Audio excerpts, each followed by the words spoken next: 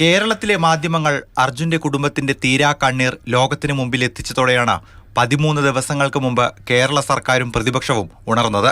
ദുരന്തമുഖത്തു നിന്ന് ആദ്യ ദിനങ്ങളിൽ ലോറി ഉടമ മനാഫ് പറഞ്ഞ വാക്കുകൾ അത് വ്യക്തമാക്കിയിരുന്നു.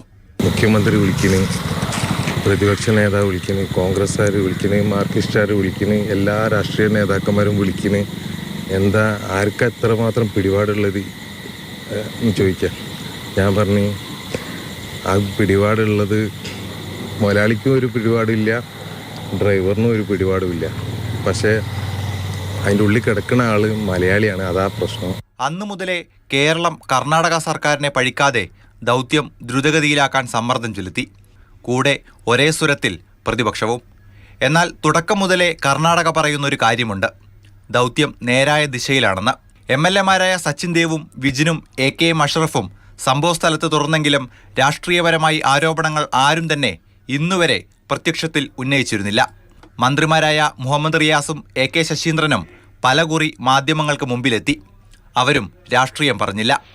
എന്നാൽ ഇന്ന് 13-ാം നാൾ കേരളം നിലപാട് കടുപ്പിക്കുകയാണ്. ഇന്ന് കാലാവസ്ഥ കുറെ കൂടി അനുകൂലമാണ്, ജലനിരപ്പ് കുറഞ്ഞു.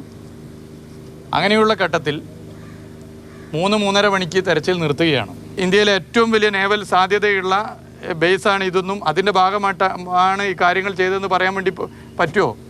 ഈശ്വർ മാൽപേ കൂടി പിന്മാറിയതോടെ ദൗത്യം താൽക്കാലികമായി നിർത്തിയത് കേരളത്തോട് കൂടിയാലോചിച്ചല്ല.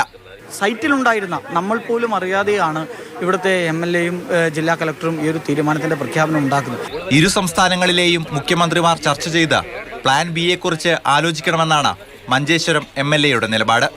ഇനിയിപ്പോൾ ബഹുമാന്യ മുഖ്യമന്ത്രിയുടെ ശ്രദ്ധയിൽപ്പെടുത്തുന്നുണ്ട്.